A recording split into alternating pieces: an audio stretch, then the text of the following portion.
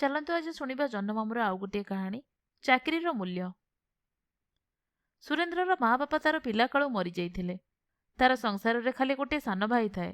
ତାର ନାମ ରାଜେନ୍ଦ୍ର। ସୁରେନ୍ଦ୍ର ତାକୁ ଅତି ସ୍ନେହରେ ପାଳିପୋଷି ମଣିଷ କଲା। ସେ ପାଠଶାଠ ପଢ଼ି ବଡ଼ ମଣିଷ ହେଲା। ସୁରେନ୍ଦ୍ର ଆଗରୁ କଚେରୀରେ କାମ କରୁଥାଏ। କାରଣ କଚେରୀର ଜଣେ କର୍ମଚାରୀ ସୁରେନ୍ଦ୍ରର ଭଲ ଗୁଣରେ ମୁଗ୍ଧ ହୋଇ ତାକୁ କନ୍ୟାଦାନ କରି ସେଠାରେ ଚାକିରିଟିଏ କରାଇ ଦେଇଥାନ୍ତି। ତାର 2 ବର୍ଷ ପରେ ରାଜେନ୍ଦ୍ର ପଢ଼ା ଶେଷ ହେବାରୁ ସୁରେନ୍ଦ୍ର ଅଫିସରେ କୁହାବୋଲା କରି ରାଜେନ୍ଦ୍ରକୁ ଏକ ଚାକିରି କରାଇଦେଲା। ହେଲେ ତୃତୀୟ ଦିନ ହିଁ ସେ ଚାକିରି ଛାଡ଼ି ଘରକୁ ପଳାଇ ଆସିଲା। ସୁରେନ୍ଦ୍ର ପଚାରିଲା, ରାଜେନ୍ଦ୍ର, ଚାକିରି କାହିଁକି ଛାଡ଼ିଦେଲୁ? କ'ଣ ମାଲିକ ତୋ ସହିତ କିଛି ଖରାପ ବ୍ୟବହାର କଲା? ରାଜେନ୍ଦ୍ର ଚିଡ଼ି ଯାଇ କହିଲା, ମାଲିକଙ୍କର ଟିକେ ବି ଶିଷ୍ଟାଚାର ଗୁଣ ନାହିଁ। ମୋତେ କାମ ଦେଇଛନ୍ତି ଗୋଟାଏ ପ୍ରକାରର, କିନ୍ତୁ କରାଉଛନ୍ତି ଅନେକ ପ୍ରକାର କାମ। ତେଣୁ ମୁଁ ଛାଡ଼ି ଚାଲି ଆସିଲି। ସୁରେନ୍ଦ୍ର ଚୁପ୍ ହୋଇ ରହିଲା। କିଛି ଦିନ ପରେ ରାଜେନ୍ଦ୍ରକୁ ଅନ୍ୟ ଏକ ସ୍ଥାନରେ ଚାକିରି କରାଇଦେଲା। ହେଲେ ସେଠାରେ ସେଇ ଏକା ହିଁ କଥା। ତୃତୀୟ ଦିନ ହିଁ ଚାକିରି ଛାଡ଼ି ଘରେ ହାଜର। ସୁରେନ୍ଦ୍ର ଟିକେ ରାଗିବାରୁ ରାଜେନ୍ଦ୍ର କହିଲା, ଏଠାରେ ମାଲିକ ସବୁବେଳେ ଟିକେ କଥାରେ ଧମକ ଦେଉଛି ତ ଚାକିରି ଛଡ଼ାଇଦେବି। ମୁଁ ତାଙ୍କୁ କହିଲି ଯେ ତୁମକୁ ସେ ସୁଯୋଗ ମିଳିବା ପୂର୍ବରୁ ମୁଁ ନିଜେ ବାବା ଇସ୍ତଫା ଦେଇ ଆଜି ଚାଲିଯାଉଛି। ଏକଥା କହି ମୁଁ ଚାକିରି ଛାଡ଼ି ଚାଲି ଆସିଲି। ସୁରେନ୍ଦ୍ର ଟିକେ ଗମ୍ଭୀର ହୋଇ କହିଲା, ତୁ ସବୁ ଚାକିରିରେ ଏମିତି କିଛି ନା କିଛି ଛୋଟିଆ ମୋଟିଆ କାରଣ ଦେଖାଇ ଚାକିରି ଛାଡ଼ିବୁ ତ ମୁଁ କେଉଁଠୁ ତୋ ପାଇଁ ଚାକିରିଟିଏ ଗଢ଼ିବି? ଏଥର ଯେତେ ଅସୁବିଧା ହେଲେ ମଧ୍ୟ ଚାକିରି ଛାଡ଼ି ଚାଲି ଆସିବୁ ନାହିଁ। ତୋର ଯାହା ସମସ୍ୟା ଦେଖାଦେବ ମୋତେ ଆସି କହିବୁ, ମୁଁ ତାର ପ୍ରତିକାର କରିବି। ରାଜେନ୍ଦ୍ର ସବୁ କଥା ଚୁପଚାପ ଶୁଣିଗଲା। ଗୋଟେ ସପ୍ତାହ ବିତିଗଲା। ସୁରେନ୍ଦ୍ର ସାନ ଭାଇକୁ ନେଇ କଚେରୀରେ ପହଞ୍ଚିଲା। ଗୋଟିଏ ଚାକିରି କରାଇଦେଲା। ଆଉ ଅନେକ ବୁଝାସୁଝା କରି ଘରକୁ ଫେରି ଆସିଲା। ଇତିମଧ୍ୟରେ 4 ଦିନ ବିତିଗଲାଣି। ପଞ୍ଚମ ଦିନ ରାଜେନ୍ଦ୍ର କହିଲା, ଭାଇ, ମୁଁ ଏ ଚାକିରି ବିଲକୁଲ କରିପାରିବି ନାହିଁ। ମୋ ମୁନିବ ମୋ ସହିତ ଏପରି ବ୍ୟବହାର କରୁଛି ଯେପରିକି ସେ ଗୋଟେ ଛୋଟ ପିଲା। ମୋର ତ ପୁଣି ନିଜର ସମ୍ମାନବୋଧ ଅଛି। ତା ଛଡ଼ା ମୋ କାମରେ ସେ ସର୍ବଦା ଅସନ୍ତୋଷ ପ୍ରକାଶ କରୁଛି। ସୁରେନ୍ଦ୍ର କହିଲା, ତାହେଲେ କ'ଣ ଚାକିରି ଛାଡ଼ି ଆସିବୁ? ରାଜେନ୍ଦ୍ର କହିଲା, ଏବେ ପର୍ଯ୍ୟନ୍ତ ଛାଡ଼ି ନାହିଁ।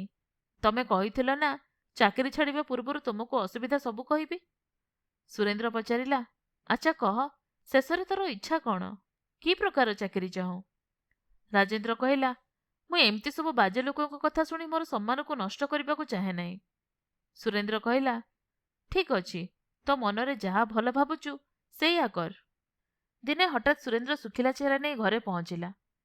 ରାଜେନ୍ଦ୍ର ଆଉ ସୁରେନ୍ଦ୍ରର ପତ୍ନୀ ତାକୁ ପଚାରିଲେ, କଥା କ'ଣ? ତମେ ଏତେ ଶୁଖିଲା ଦିଶୁଛ? ମୋର ଚାକିରି ଚାଲିଯାଇଛି। ରାଜେନ୍ଦ୍ର ଆଶ୍ଚର୍ଯ୍ୟ ହୋଇ ପଚାରିଲା, କାହିଁକି? ତମେ ତ ଅନେକ ଦିନରୁ ସେ ଚାକିରି କରୁଛ।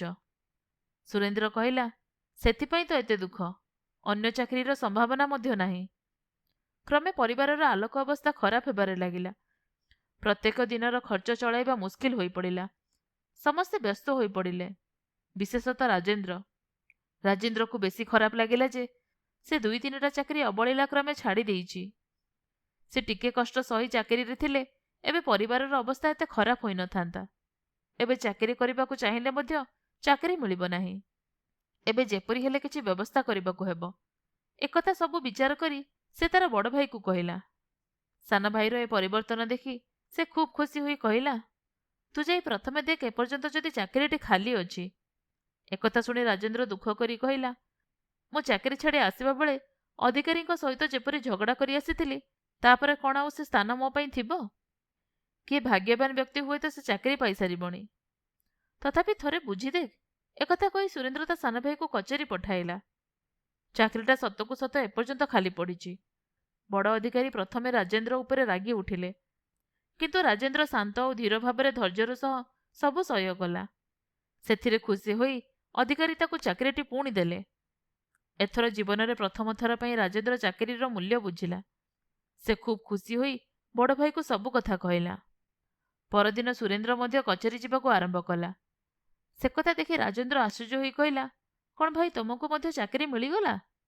ସୁରେନ୍ଦ୍ର ହସି ହସି କହିଲା, ପ୍ରକୃତରେ ମୋ ଚାକିରି ଯାଇନଥିଲା। ମୋ ମନରେ ଚାକିରି ପ୍ରତି ନିଷ୍ଠା ଅଛି। ତେଣୁ କିଏ କାହିଁ ମୋତେ ଚାକିରିରୁ ବାହାର କରିଦେବ? ତୋ ମନରେ ଚାକିରି ପ୍ରତି ଘୃଣା ଥିଲା। ତୋ ମନରେ ଚାକିରି ପ୍ରତି ପ୍ରକୃତ ମୂଲ୍ୟବୋଧ ଆଣିବା ପାଇଁ ମୁଁ ଜାଣି ଜାଣି ଏପରି କରିଥିଲି। ସେଥିପାଇଁ ବଡ଼ ଅଧିକାରୀକୁ କହି ଚାକିରିଟି ଏପର୍ଯ୍ୟନ୍ତ ଖାଲି ରଖାଇଥିଲି। ସେହିଦିନଠୁ ରାଜେନ୍ଦ୍ର ଉପଲବ୍ଧ କଲା ଚାକିରିର ମୂଲ୍ୟ କ'ଣ ଏବଂ ନିଜର ଅତୀତ ବ୍ୟବହାର ଯୋଗୁଁ ଲଜ୍ଜିତ ହେଲା ଏବଂ ସେଥିପାଇଁ ବଡ଼ ଭାଇ ସୁରେନ୍ଦ୍ର ପାଖରେ ସେ କ୍ଷମା ଚାହିଁଲା। ଆପଣମାନେ ଶୁଣୁଥିଲେ ଜହ୍ନମାମୁଁର ଗପ ଚାକିରିର ମୂଲ୍ୟ।